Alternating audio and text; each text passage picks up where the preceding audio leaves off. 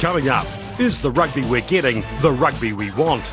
We hear from the Brumbies ahead of their Blues clash. Former All Black Daryl Gibson on co-coaching the Tars. And what did TJ say to CJ to make CJ all gooey? Yeah, that is the nicest thing this guy has ever said. Find out right here on The Breakdown. Thank you. Appreciate that. Welcome to The Breakdown. Now, they're the Hurricanes. They've got a week off. I'll tell you what we have got in show tonight, though. We've got a quarter of a tonne of Blues front row, and that doesn't include a hooker. Charlie Faumuina, Angus Ta'avao. We're going to catch up with them a little bit later on. But, of course, as always, first and foremost, let's find out who we've got with us tonight. Our expert analyst, Ian Jones, is back. And our playmaker himself, Sky Rugby's playmaker, here he is, Justin Marshall. Guys, there is some news once again coming out about players possibly being heading offshore. Let's go up front to start the show. Francis Saili, he signed just a couple of days ago to head offshore. That joins Charles Piutau and another couple of Blues players as well. We shouldn't also forget to say that Colin Slade apparently has a massive offer in place in front of him to head to France. The challenges are out there, Camo, but as much as we're seeing them target our All Blacks, which we know a number of them are leaving already, our middle tier seems to be under threat right now. Yeah, it does. They are targeting them a lot younger, which I guess is a slight concern. We still do have the depth in New Zealand, so all it's going to do is promote that depth, but the likes of 23, 24-year-olds leaving the country is a bit of a concern, and particularly when they've not experienced enough rugby in New Zealand. It's when you've experienced enough, you've done a lot, you've been an international, that the players start to think about something different in the game. And they're not even thinking about that now. These offers are A, too lucrative, and obviously B, they're looking to look after their future earlier. You combine that, Camo, as well. We have a whole lot of ageing All Blacks, or guys, experienced All Blacks who are leaving. We know that, the Conrad Smiths of the world, whether Dan Carter goes as well. There's a number of those guys. Combine that with the middle tier. Are we possibly seeing something we don't see from the All Blacks very often, a need for a rebuild? No, we're not going to rebuild. Steve Hansen's done a magnificent job of bringing players in. Look at a guy like Sam Cane, heir apparent to Richie McCaw. He's played 40 Test matches. Got a guy like Kieran Reid on 70-odd Test matches. Sammy Whitelock over 50. Brody Retallick's already played 30-odd Test matches. 8, 9, 10 sort of axis that we're looking at next year. If you threw in sort of Reid, you threw in Aaron Smith and you threw in Aaron Cruden, well, they've played 150 Test matches, those guys. So they've done a wonderful job of rebuilding and bringing people in. I don't think it's a concern. We cannot keep everyone in this country. We cannot afford to keep everyone in the country. Yep. Colin Slade's not worth $1 million to New Zealand rugby. And guys under that, if you just keep paying people more and more money, well, we're going to run out of money like we did a few years ago in the ITM Cup, and we cannot afford to do that. When you were playing, we ran out of money. Was that what you were going to say? You almost said it, but you just couldn't. You just shifted off so track. where do you stop, isn't it? Where do you stop? You have to set the line. Listen, we have to back and trust, like we have done historically, our academy and development system, and we've got a damn good one in this country. I don't disagree, but if you take the bones out of the All Black environment, what these younger players need to learn from are these experienced players. So I agree with the younger player, but I don't agree the fact that these older players we're not protecting and getting them here. We've got those bones, though. We've got those bones in Jerome Kano, who the crux out of the All Black team at the still moment. there looking after our big boys over there. We've got Kevin Mialamu still around in our Super Rugby system. We do have people around. Trust our system in here. Trust the people that have come through. And even the greats like yourself, Marshy, have been replaced and replaced the great players. We all get replaced. There's always someone better. But I understand where you're both coming from. You both got points. It'll be interesting to see whether or not it continues and that trend continues. Look, plenty of drama once again out of another weekend of Super Rugby. Plenty of things to talk about, of course, in the Tight Five. Here's the weekend wrap. A PB is on the cards for the Canes this week after their win over the Stormers. Well, he's just electric, Milner Scudder. 7 wins in a row equals their personal best streak back in 2003. The Reds' James Horwell has set a personal worst. His red card is the second this season, and the Rebels took advantage to come from 12-3 down to win 23-15. And now, there is the try to Tom English. The Blues look better, but not quite good enough in the options to beat the Chiefs. Numbers wide. The Brumbies kept the Cheetahs tryless in Canberra, and the Cheetahs sit at the bottom of the African Conference after the Lions upset the Bulls for their 3rd win in a row. The Sharks-Crusaders match was, well, farcical. It started as sport, turned into drama, progressed to light entertainment, Bounces beautifully for him. and finished in comedy. It's a poor pass for Fred Zalinger, and attacked through by the Crusaders, and Tom Taylor is away. No one will catch him. 3 yellows in as many minutes, and the Crusaders were still scoring. It was entertaining, but is it the rugby we want to watch?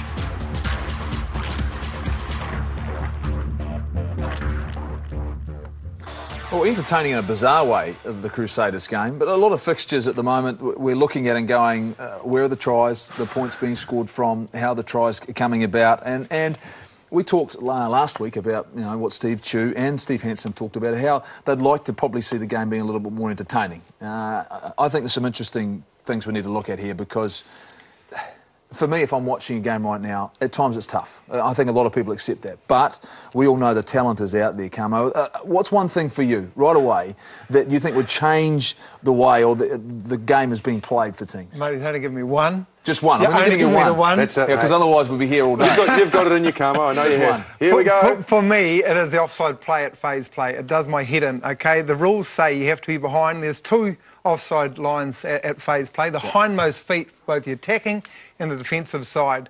Now, the hindmost feet is the last person's feet, not the middle of the ruck, not the last person's front foot. It's the hindmost foot, and that gives the time and space that we need to create and score some tries out wide and entertain. So, for me, that one area of the play needs to be adhered to by the referees and the assistant referees and get these guys back onside. I'm trying to create space and we're trying to keep the ball in play. What Australian rugby did is they put together a competition, their National Rugby Championship, where they modified some of the rules.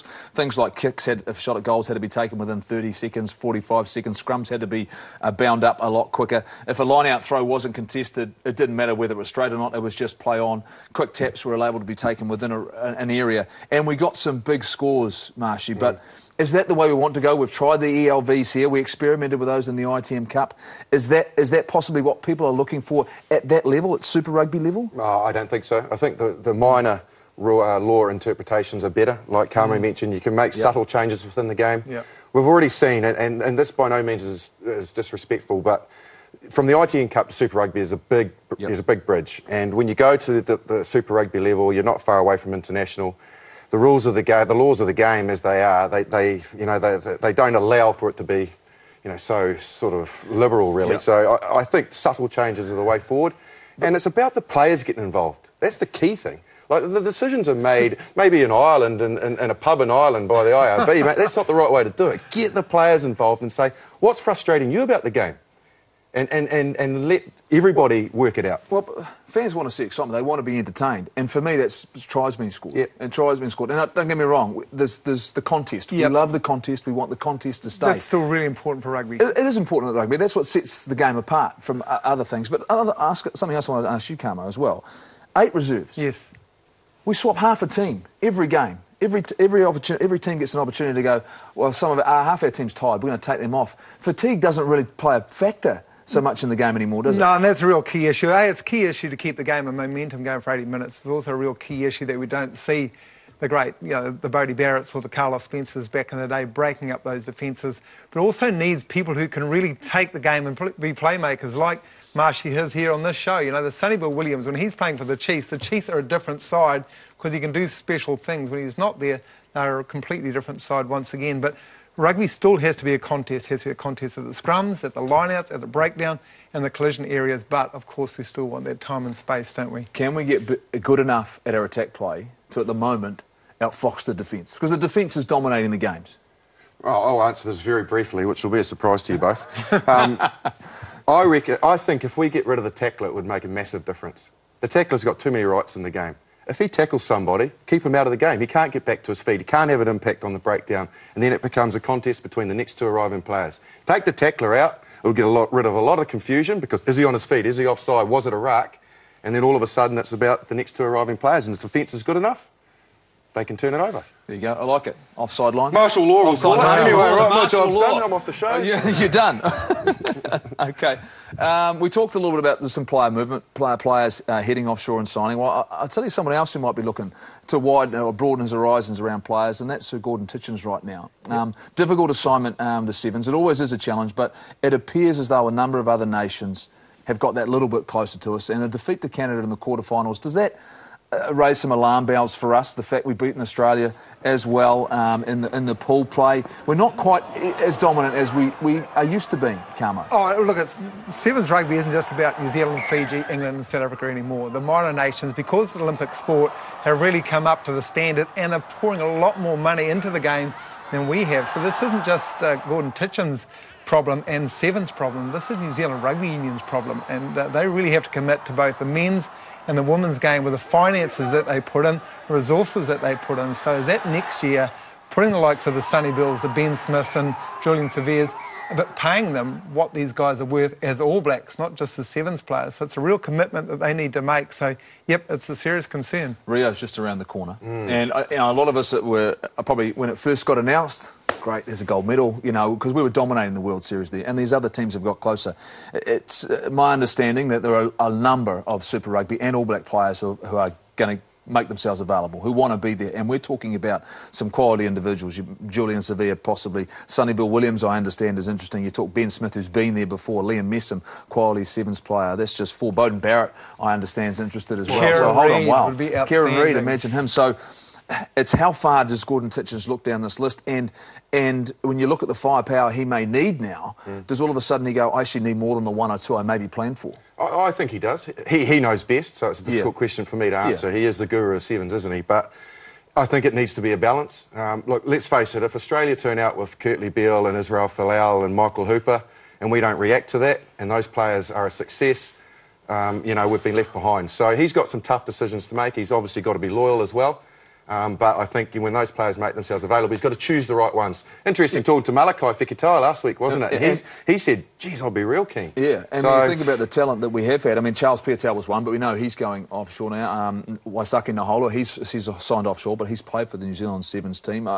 There's a lot of 15s guys who are going to want to be part of this. How hard is it going to be when it comes down to not just negotiating for them to be part of the Sevens, but getting the game time, preparing them, Carmo? That's not an easy ask. You're talking about it being the master, but it's going to be very difficult. But Goldie, these guys will want to do it. The chance to be an Olympian, the chance to actually go and win a gold medal in an Olympian, how many New Zealanders can actually say that? Very few of us out there. These guys are skilled professionals, and they will have the ability, under the coaching of Sir Gordon Titchens, to make the transition from what they do skill-wise, the running, catching, passing, sidestepping in the 15s game, into that Sevens game. They will need to spend time in camp, and there will be some sacrifices made. And there'll be guys like DJ Forbes, who has been a wonderful servant and a captain in New Zealand rugby, has won a couple of gold medals at the Commonwealth Games level. Well, maybe this cycle is one too far from, but that's the big question Sir Gordon Titchens has to make. Yeah, it's not an easy one. And I think because there's going to be a lot of pressure on. And the other thing as well, it doesn't seem as though he's got the ability to draw on as many of the younger players now, because if this middle tier is leaving,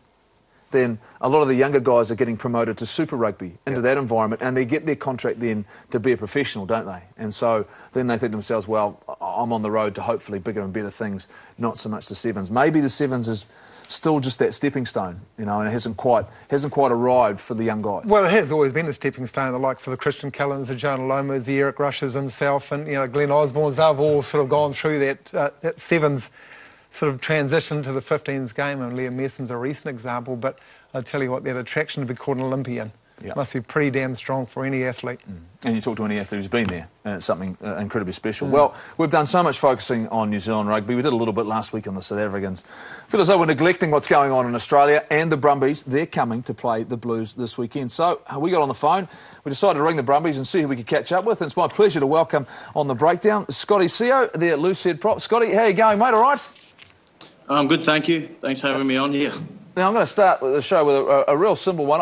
Someone tried to tell me that you named after Scotland. Is that where you got Scotty from? Is that right? There's a story behind my name. My parents said. My father was lucky enough to go to the 91 World Cup, and they played Scotland in the quarter-final. And they reckon that they put a bet on my name that if Scotland won, they call me Scott, and if Samoa won, they call me Manu, and I think Scotland won 9-6 on the day, so that's the apparent story. Look, you guys are winners of 4 of your last 5. Things are going pretty well. Is the team pretty happy with where things are sitting right now? Yeah, no, it's going really well. I think, we came into the season to play some good, consistent rugby and really buy into the game plan that Stephen has brought in for us. We were a bit disappointed after the loss to the Waratahs and took the bye week to refresh mentally. And no, we executed what we needed to on the weekend against the Cheetahs. But, another big challenge is Friday night against the Blues at Eden Park. Yeah, Scotty, Ian Jones here. You are taking the Blues on Eden Park. We've got a couple of the big props in the studio with us. Today you're taking on Charlie Faumuina, who's named the tight head prop. How are you looking forward to that big challenge? They're angry, mate. Looking forward to it a lot. He really cemented his spot the last 2-3 years in the All Blacks, and you've also got Angus, who's playing some great rugby coming off the bench. So they both present different challenges, but it's something that we relish, and there's a wealth of experience across that front row. Yeah, Scotty, Marshy here, mate. Just hard, I know, to focus on internationals, but you're a part of the squad that assembled for the Wallabies last week. I think there was 50 of you. Have you found a way to beat the All Blacks yet? What did you come up with during that? No, I think we're working towards that. But no, it was good. It was a camp about sort of finding ourselves mentally and where we are as a squad. And I think we took a lot of good steps towards that. So no, we'll be ready for you guys. There's some fresh faces amongst that group as well. I mean, was there some guys who were really just excited and pumped to be a part of it? Definitely. I think everyone was. It's a new environment. For some of us, it was our first real encounters with Michael Cheika and sort of getting to know what he wants to do with the program and with the team. So I think everyone really bought into it and we got a lot out of it. Scotty, the structure that the Brumbies are playing this year, I mean, historically you've been a very structured side going through the routines. Is that the way you're playing in 2015 as well?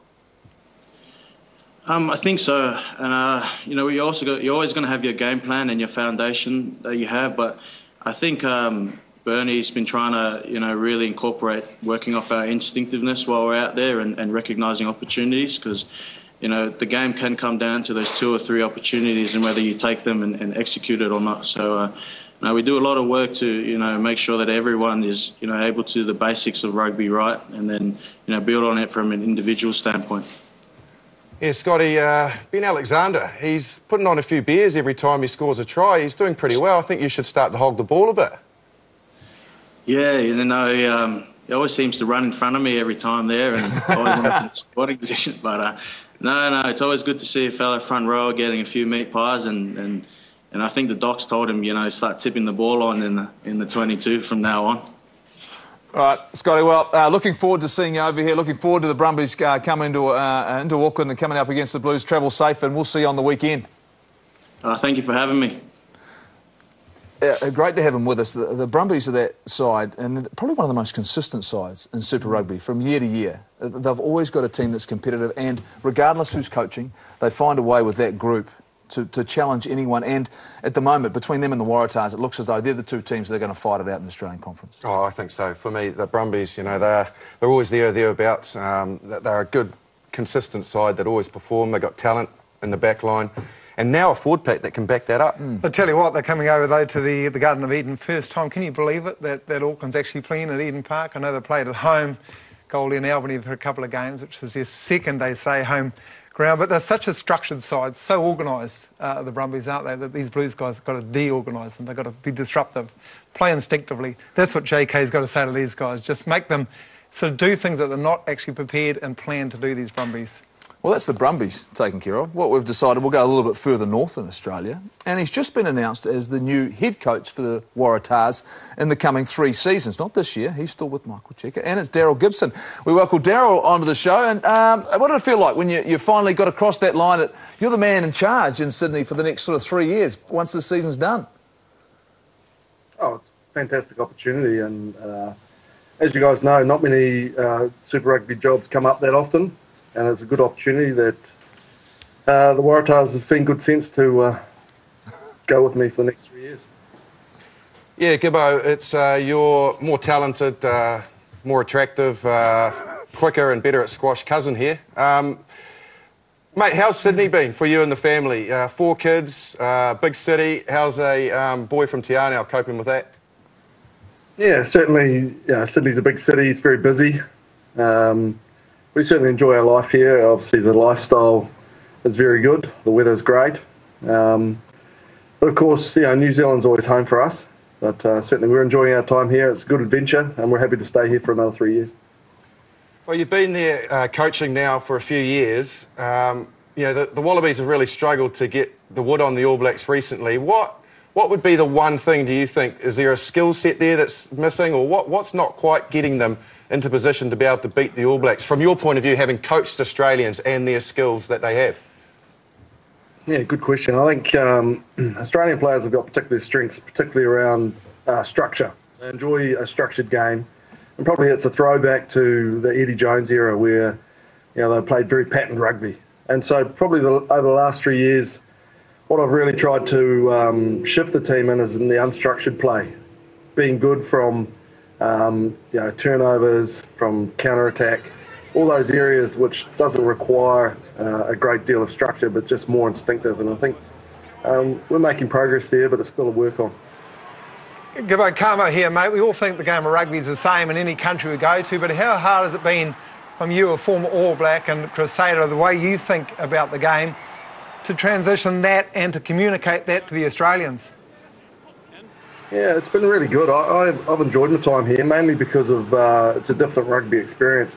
I think Australians attack the game a little bit differently to us, and probably when we were All Blacks, we viewed Australia and really enjoyed their first phase attack, which they're still very good at, and the detail that they go to. And I think that's something I've really learnt here in Australia, and something I've really come to treasure. But as I said earlier, I think the real growth here is around the unstructured and instinctive play. And if they can sort of sort that out and get better in that area, reading what they see and just playing off the cuff, I think they'll go a long way to being very competitive. Gibbo, you've been given the responsibility starting next year as the head coach. Does that mean this season you've been given some greater responsibilities, or have things sort of been kept the same? Things are pretty much the same, I guess, with Czech doing the Australian job as well. So he's obviously trying to plan for the World Cup campaign. That's meant that I've had extra responsibility right from the start of this campaign. So that's been good, and it's going to be a pretty seamless transition from being an assistant coach here through to being a head coach. Gibbo, if the opportunity to coach Australia, I know it's already been mentioned, came up, would you do it? I'd be, obviously, it's a way down the track, Justin. I think key priority for me now is making sure that I'm a good head coach, and I've got 3 years to try and prove that and prove my worth here to the Waratahs. But certainly that's a long way off, and who knows. Gibbo, just one quick one. Is the dream, though, one day possibly to come back and coach the All Blacks? 100%. I think I've always maintained that coaches who work overseas, we still view the All Blacks as the pinnacle, and obviously a great honour to be able to one day aspire to be an All Black coach. I think that's no different. Obviously, I think long term that would be something I would really value. Well, mate, there's no doubt you're doing a fantastic job over there. Good luck this weekend against the Stormers, and thanks for being with us. Thanks, mate. Well, there it is. Daryl Gibson, of course, he's coaching with the Waratahs, and they are the defending champions. We shouldn't forget that. Well, that's the tight five. It's done and dusted. It's time for us to go to the lounge. And I tell you what, it's getting big in here, and Ian Jones doesn't count for that. Charlie Faumuina, Angus Ta'avao, they are with us. But, of course, as always, you've picked the try of the week, and this was an easy one. Pure and simple. The Hurricanes on the weekend against the Stormers. Something special. See you in a minute.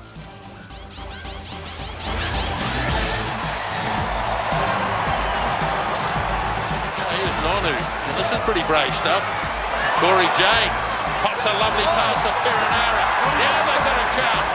Nonu's got a big sprint on his hands. Can he do it? Gave it away to Shields. He's being chased. Oh, black ball! And Beauden Barrett, one of the tries of the season. Scintillating stuff.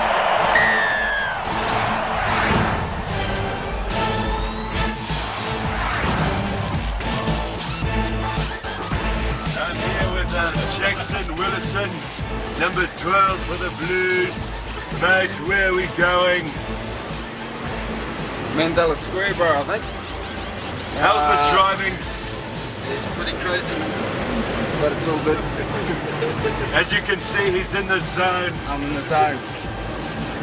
Don't talk and drive with a big camera in your face. I want to see that impersonation again. Can you do that impersonation again, people? Come on. Jeff Wilson down the sideline. Justin Marshall, Ian Jones. Here they go, Troy. Outstanding. We rung the Blues into Sweden, wanted to get a couple of guys on, and when we spoke to them, I said, well, we can get Angus Ta'avao, but we're not sure about Charlie, and then we heard that you're only coming on if Charlie come on. Is that right? Mate, 1-2 punch, mate. It's a package deal. Is that the way it goes? Yeah. And you're there here to keep him in check. Is that? Yeah, I'm just here to make sure that he doesn't say anything. Hey, can I say about that commentary? That was actually Hugh Blade in '96 in Victoria. Those three players were involved in that try down that right-hand flank. Well done. Well done. Just felt that one. The historian. Oh, man, that's fantastic. That's fantastic. Look, obviously, we'll get to having a chat about where the Blues are at right now, but we'll go back and look at where you guys have started from and come from. And both of you were through, played New Zealand Colts or under-20s at the time. And for you, Gus, was it then you started thinking my life could be as a professional rugby player? Yeah, I mean, I think back to the days playing for Ponies, under-8s, and you know, you always think, as you're growing up, can I make it? And you get a little sniff at under-20s and ITM Cup and now Super Rugby. So definitely that was probably the start of the professional feeling with 20s, and just kicked on from there. Charlie, because I remember, you don't remember this, I was working for the Otago Rugby Union briefly, and we were looking for a loose head prop, and you were in the Colts team playing against Canada at Rotorua. One of the worst games, not games, to be fair, worst conditions you'd ever want to face. But where were you working at the time when I rang you? Because you don't remember, I was on my phone, the cell phones were the bricks back then, I think. What were you doing? Yeah, I was doing my building apprenticeship, probably, at work, and, yeah, I can't remember the conversation, but... You said no. You said no. But, I mean, going from working at the building site, and did you end up getting your ticket in the end? No, it takes about 4 years. I ended up doing about 3, but, yeah, obviously rugby came along and... Would you go back to it? Yeah, probably something I'll look back into. So. Look, I want to talk about props graduating to that next level, Carmo. And for a long time it was always thought it takes time to develop. You can't just throw a young guy under it. But it seems as though that's changed a bit now. Oh, it has changed a bit, but I think it still does that. They still have to learn their craft, learn their trade. I mean, you've still got the Tony Woodcocks of the world, the Kevi Mialamus, those sort of vintage guys that are still learning each and every day, even Tony Woodcock, and passing down the information. The impact of that particular position, I guess, lends itself to older guys who their bodies are conditioned to that. But Charlie, you're not 28 years of age now. You hardly look a day over 24, I have to say. But are you still learning every day? I mean, you can play both tight and loose head prop, but it's something you haven't quite nailed yet, is it? I mean, it's Yeah, I think, yeah, obviously, you know, coming up against different teams is things that you've got to learn each week, and I think with the laws and stuff like that, it's changing all the time, so... Well, Charlie, what about how the way the game has changed? I'll get to you in a minute, Gus, about the role of a prop in the last 20 years, and for you to have the confidence to be playmakers now. I mean, how long did it take for you to start believing that? Or was it always something you did? Did you always think you were a second five hiding in a prop's body? Yeah, probably in the backyard playing with the boys. It's you always want to be the playmaker, but I think the coaches, they kind of emphasise that it doesn't matter what number's on your back, you got to be able to pass and run and help the team out. So Pat Lam said about Charlie Faumuina when he started out, and there's a good vision there, that he actually had the feet of a ballerina. About this big guy here, and you see the dancing feet and the agility, which is fantastic. Actually, it's interesting you mentioned dancing feet, because we've got some great footage of Gus, some great footage that we need to play. Well, when you get the opportunity, there's no doubt the entertainer. And look, and you're a serious rugby player, listen to it, but let's have a look at this. Let's have a look at this footage. It was, yeah. Oh, cut there. Come on, run us through. I mean, this is last year's moves? Yeah, well, this is all about expressing yourself, you know, that was the theme, so set up a little circle up there on Mount Eden and had a little jam. Yeah, what about the guys behind you, though? Did they have much to offer? Because they're making a lot of laughs, but I don't see... Offa wasn't getting up there, eh? He wasn't showing anything. I tried to start it all up, but then, you know, they weren't keen to get in there. I think Pratley got on there, but he did a bit of a different dance move too. But how important is that sort of stuff? When you're talking about being part of a team and having fun like that, I mean, you're obviously... You've got the business you have to do on the field, but when it becomes outside the white lines, and particularly now where you guys are at, it's still fun for you, yes? Yeah. I mean, you've got to have that side of it. You know, when we're on the training pitch, we're serious, we're doing everything we can to prepare. But off the field, you know, we're a bunch of normal people. We're mates. We like to sing songs. We like to dance. Some of us more than others. But you know, it's crucial, I think, to building a culture and having a team, a good team. I know family's very important as well, because I've watched a couple of Blues games in the stand over in the ASB stand, and your mum's always sitting in the same spot. Actually sat by your mum for one game against the Crusaders last year, and we had a lot of fun with her, and she's your #1 supporter. Yeah, she must have chewed your ear off a bit, because she doesn't mind a yarn with anyone that's standing around, really. So that's what we like to hear. And she'll be there? Yep. Oh, she's there every week. Charlie, I want to talk to you a little bit about last year. There was a lot of talk and discussion around conditioning and getting yourself in the right condition to play. And it's not easy, is it? When you think about what you guys have to put yourselves through, and if you lose too much weight, then all of a sudden it affects maybe your scrummaging and what you can do around the field. And then if you get too big, you're not quite as... I mean, how challenging is it from your perspective? Yeah, I probably never have the problem where I lose too much weight. That's probably the other way. So it's just a thing that I just got to keep on top of, and making sure that I have things that I do and checkpoints that I got to meet, and that's just something that's going to stick with me for the rest of my rugby career. So it's satisfying though when you meet those marks and they know you're ready to play. Is that your cue for you when you are on top of everything off the field? Yeah, there's obviously the ABs, the Blues, and everyone that who I play for, they set realistic targets, and it's once I get into that range, they say they're pretty happy with the performance. So what are you being at a 10k running, mate? Oh no, they don't have to run 10k's in a game. You don't have to run 10k's. Look, we can't. We've got you on. We've got to talk scrums. There's no point me talking scrums, Gamo. I'm going to get out of this conversation and let you take it. No, it's fantastic. I want to do a masterclass on the front row. Of course, we're going to use Charlie Faumuina as a loose head prop and Gustavo Val as a tight head prop. Before we get into the demonstrations, guys, I actually just want you to explain in your own words of what you feel is your role, firstly, Jack, as a loose head prop. Yeah, I think for a loose head, you're probably obviously on their ball, you're probably trying to attack their scrum, and then on our ball, you're just trying to make sure that scrum doesn't collapse, and we're keeping that tight head nice and nice. And what about the tight head side?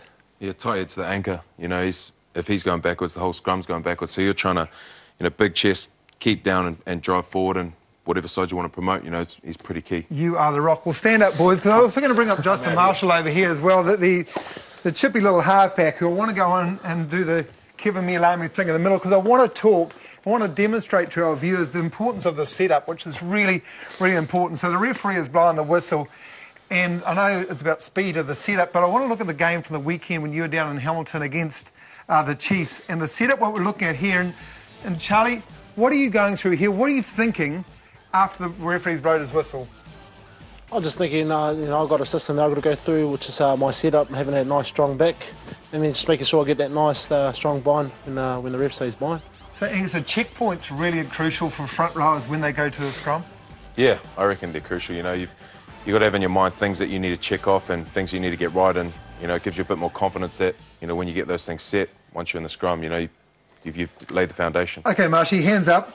Let's go through those checkpoints, and just for our viewers at home, Charlie, and the loose head prop, your 3 or 4 checkpoints or checklists that you go through before you go into the setup, into the engage.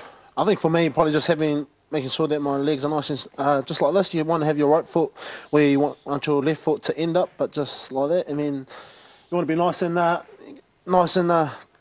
obviously your back nice and straight, and then you're making sure you're bending at your knees and not just your hips. Is there a real importance of how low you actually bend your knees? Does that make much of a difference to the scrum?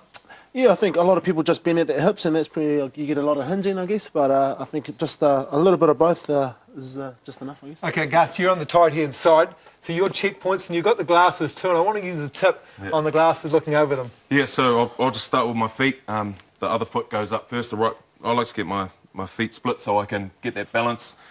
Just like to promote my shoulder. Tight head's the anchor, so I like to be promoted a bit more. Make sure I'm nice and square. And when I come down, once we come down, you've got the old saying that you just want to be looking over the top of your glasses. If your head's too high, you have to dip it when you go down. If it's too low, you're probably going to get caught and it'll go to ground. So you just want to have a little bit of a rise there and be looking forward. Now, of course, the ultimate for a great scrum is when one of our forwards, or loose forwards in particular, scores a try. So you manipulate and get the loose head side up. And the weekend, you guys had a fantastic example when your skipper, JK, 5-metre scrum, scored against the Chiefs because Ofa Tuanga Fasi on the loose head side did exactly that. Talk us through Charles, what's happening here in the Blues scrum?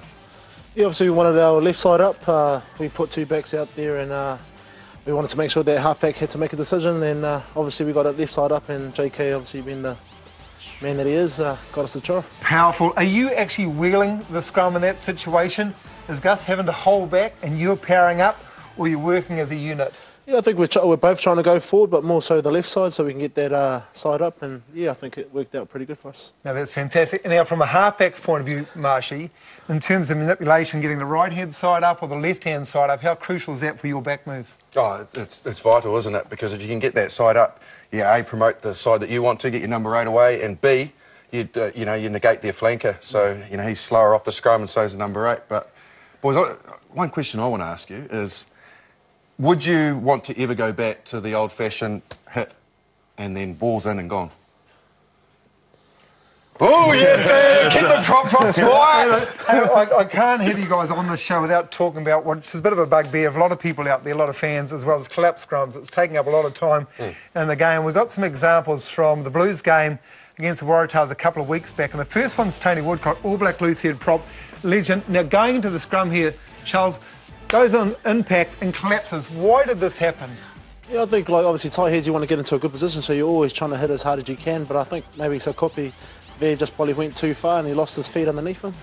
Is there anything there either the Waratahs or Tony Woodcock himself could do to stop it from being collapsed and wasting 45 minutes of our time? Oh, seconds of our time. Yeah, probably just not to overextend there. You could just see it, like he just gets onto his tiptoes and he ends up falling over. So okay, Gus, this is another one. Lots of feet movement there before this one collapses. Yeah, I mean, it's quite messy. There's a lot of movement. Sometimes, you want to get a bit of dominance, but when it's like that before the ball's even in, it's just wasting time, and as you can see, it's gone down there, and it's another set. One key point for you, most important thing at scrum time? You probably try to keep it up. For you? Yeah, the same. For Up you, and Marsh? forward. It's all about the hit, Carmo. Go forward, go forward. I tell you what you want. You just want to put it back under the hooker's foot, don't you? Yeah. That's the old spin with on a it. whole little bit of spin on. Yeah, exactly. Oh, thanks very much for that. That was a great insight. Absolutely. Thank you so much for coming on the show. Well, as always, we have our competition, the best Super Rugby players in New Zealand by position, and it was time for us to go to the left wing. I tell you what, this was a tight competition in the end, but there's only one big fella, and we know who he is, John Olomu. Away for Lomu. Now here's a chance on Hubert. Lomu in space. Lomu on Van Rensburg. That's one out of the road. That's 2. He's almost there. He's there. Sonulu. And Lomu almost in the clear. Shrugs off a couple of tackles, carries a couple more. Oh, that's an impossibility. You cannot score from there, but he did. Jonah Lomu. Spencer, Stensness. Spencer Lovely. Carter now to Lomu. There he goes. Now they've got a huge lineup. Lomu and Laney.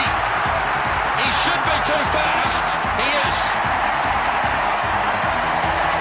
Way across to Jones in midfield. Now Blowers.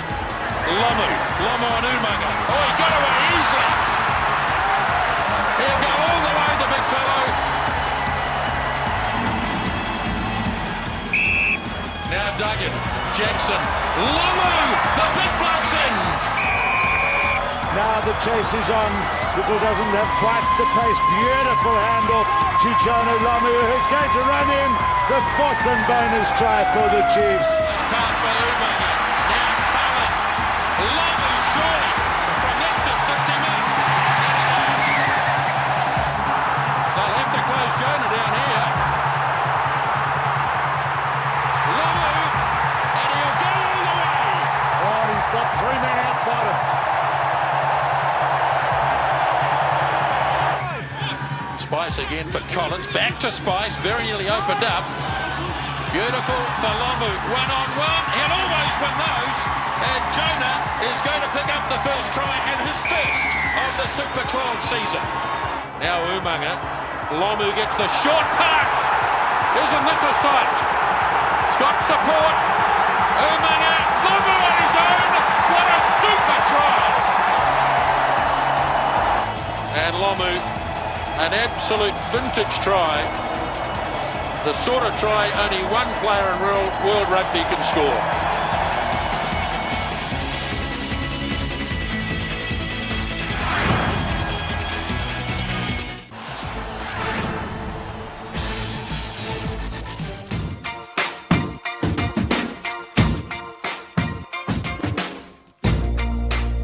Yeah, the idea for the book came from Random House and Penguin Publishing Company that approached me sort of midway through last year, and it is the beginner's guide to rugby, so we try to strip it right back, just make it fairly basic and pretty simple to understand, so anyone that's maybe looking to get into the sport, or even if they're already involved in rugby or some way, shape or form, can pick it up. And it's just got a few sort of tips, a few skills and just a bit of an understanding of what rugby is in a nutshell, really.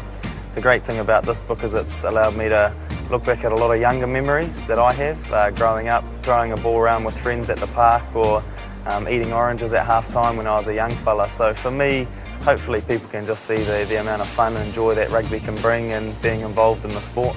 Yeah, hopefully you know, this book can help young kids grow up to aspire to be an All Black. Hopefully, you know, people can get a lot out of it, and there's a lot of kids out there that'll have a read through it and it'll inspire them to do great things in their rugby careers. Hey guys, Aaron Cruden here. Be in the chance to win this book by answering this simple question. What team did I make my All Blacks Test debut against? Yep, here it is. Here's the book. It's a signed copy from Crudes. It's fantastic, actually. Really, really good read. Talks about his younger life. Fantastic. At the Breakdown NZ, you go there, answer the question, and you can be in to win this book. The question being, as he just said, who was his Test debut against? Well, the Chiefs have got the bye this week, so have the Hurricanes. So we thought we'd try and get a bit more inside the Hurricanes camp, and we went down. So we got CJ to talk to TJ. Hey guys, CJ here. We've got a breakdown special. I'm in the Rose Garden and I'm going one-on-one with this thorn, TJ Perenara. It's not bad for you, Chief. It's not bad for you. Yes, Uncle. Thank you. It's fair to say that it's been a great start for the Canes and TJ has been going all right. But I thought it's time to remind people that there may be a TJ, but there's only one CJ. So TJ, I know I spoke to your mum and dad just recently, and they said you're a big fan before games of YouTubing some of my clips. You know, is it a common thing, or just starting to do it a bit more this year? Yeah, I probably did it when I was at school, when you were when you were 22 or whatever, and I was rolling around at Te Kura Street Primary. I had a look at it every now and again then, but I guess the one thing I probably do take from you is just confidence to have a go. So if you got someone one-on-one, or if you think you can beat anyone, you back yourself first, and that's something that I probably put into my game a little bit now. Let me just stop you right there. That is the nicest thing this guy has ever said. Well, TJ, I know you're a massive goal setter. Just fill us in on a couple that are your big goals, your main ones that you want to achieve this year. Goals I want to achieve this year, I guess I'd love to win Super Rugby with the Canes. It's always been a dream of mine. It's a team I grew up watching. It's YouTubing. Yeah, exactly. So winning Super Rugby for the Canes would be awesome. I think everyone knows that the World Cup's here this year, and to be a part of that and to be an impact on that team would be awesome as well, and to go the whole way and win the World Cup is definitely a goal of mine.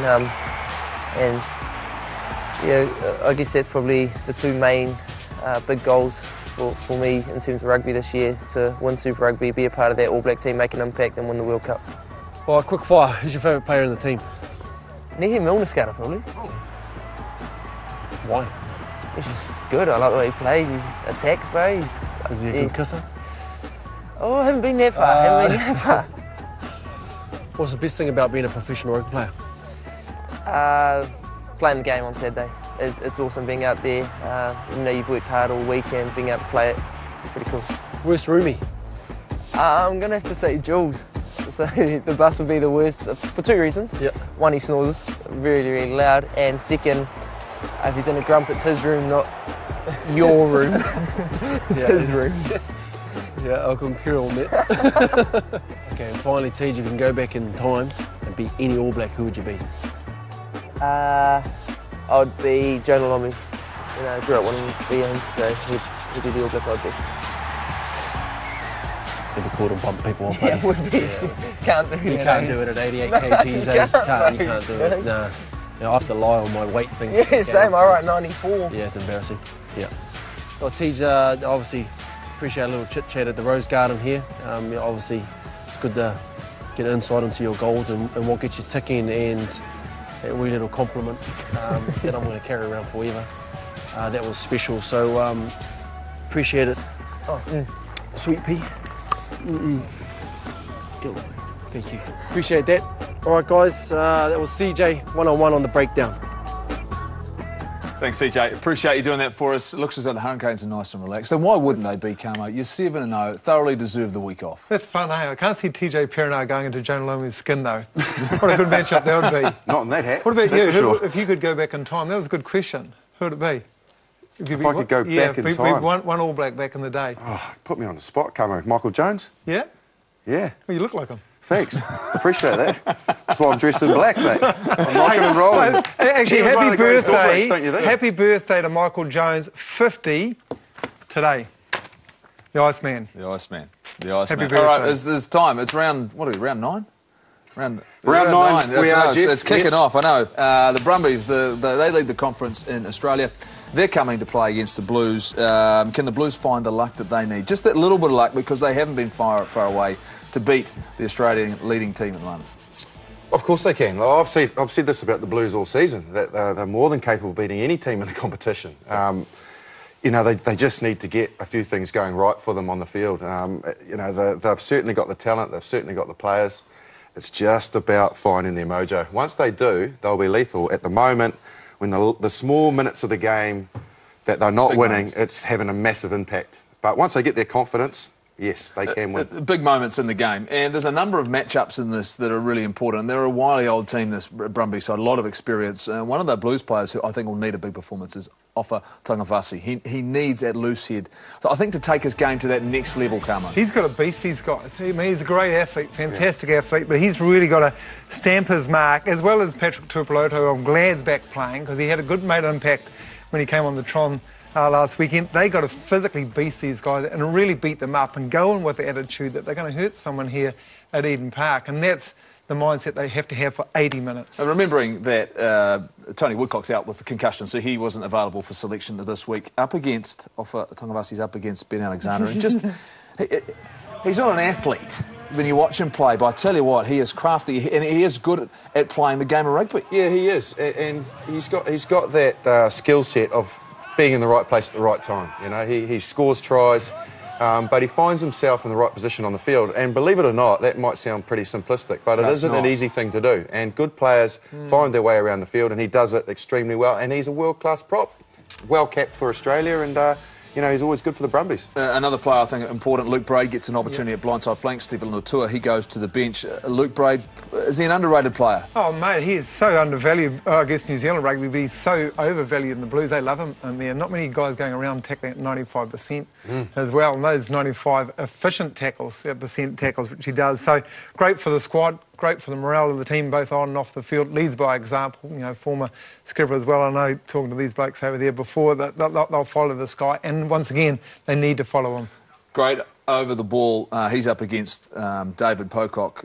Fantastic player as well. Watch out for him. Remembering he's took, a year off, through injury. He's back now. Big addition to the Brumbies. But the big match-up of the weekend has to be the Southern Derby. That's down in Christchurch. The Crusaders and the Highlanders. These are teams 5 and 6 on the table. These two sides going head-to-head, Marshy. I think this is a great match-up. They'll be underdogs, the Highlanders.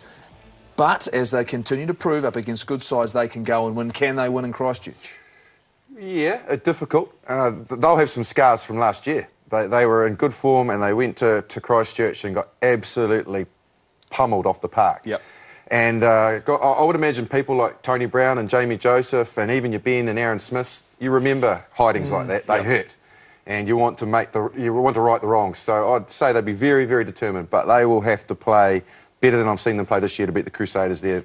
Well, the Crusaders were outstanding against the Sharks, albeit in a funny sort of a game. But one of the matchups you have to look forward to in this game, Camo, the two fullbacks going head-to-head. Israel Dagg, well and truly back in form. Yeah. Ben Smith, he's been in form all year. He's been in form all year. The counter-attacking game from Ben Smith, but the Crusaders aren't going to kick poorly. down there. They're going to kick into space. What I loved about Israel Dagg last weekend was he was the first receiver on the right-hand side from phase play, and when he's doing that and getting the ball with space and some room on that right-hand side where he can step, and this is how he scored his try here at his absolute best. I think he was getting himself in some mismatches as well, where he hasn't got himself in that position enough. I think in probably the last 12, 18 months, we're starting to see the full gambit. But this guy, I've never seen anyone beat the first man as easy as Ben Smith does. No, I think players, they think they have him, but he's got power. He gets through tackles. He's not exactly stepping them all the time. He's actually powering through them, and they're trying to grab a hold of him and bring him down. So, yeah, that's going to be a great matchup, isn't it? Israel Dagg, well, I thought was back to his best last week, and what I think helped that was injury-free. He looked on the outside break, so he looked like he's got his pace back. The Highlanders playing against the Stormers was to avoid scrums and lineouts. Can they do that against the Crusaders? Because that's obviously where they're at their best, when the ball's in play. Is that what they'll go on with the game? They'll try to, but they're going into a quadrant, let's face it. I mean, they are going to be underdogs going in there. It's going to be a really tough ask. They have got a forward pack that will muscle up, and they have to front up and muscle up. But the Crusaders game is starting to expand from turnovers, which is wonderful too. Players knowing exactly what they have to do from turnover ball and the width of the field, width and speed and pace. It's going to be one heck of a challenge. Would you like to see Justin Richie McCaw get some time, some consistent time in the 7 jersey? We know Matt Todd's a very good player, but we're talking about possibly one of the greatest sevens ever played the game. Yeah, and you don't feel like you've seen a lot of Richie McCaw so far as Super Rugby, do you? I don't feel that way. He's obviously been rested and had his rest periods, and he's not played enough rugby at 7 for mine. But geez, they've got an abundance of riches there, haven't they? Taufua's been outstanding. Matt Todd's been superb. But yes, I think it's time now that Richie McCaw gets some time in the 7 jersey. It'll be good for him, and it'll be good for Crusaders as well. Right, let's have a look at the points table for what's happened so far. These are now, if we were going to the playoffs, this is where these teams would sit, because pure and simply, you win your conference, you're in the top 3. So the Hurricanes are at 1, the Brumbies, they're a leader of the Australian Conference at 2, the Bulls are at 3, and then, unbelievably, New Zealand teams fill 4, 5 and 6. Now the Crusaders play the Highlanders, so someone's going to make up some ground. The Chiefs, they've got a bye, they'll make up ground there. But 4 teams, the 4 of the 6 teams, we seem to be on top of our game right now, Carmo. Yeah, but mathematically it's not possible to get 4 teams in there. I mean, doing the equations, they're going to start knocking each other off, so it's going to be really, really tough. What a tough conference, but great for us fans, Goldie. Some good rugby. Well, it's been a busy show. We are out of time. Wade Smith, you won the book, Aaron Crud's book. Here it is, well done. Thanks. Charlie Faumuina, Angus Ta'avale. Guys, great to have you on the show again. Enjoy your weekend of rugby. Looking forward to it. See you next week. Can't you see the night still early?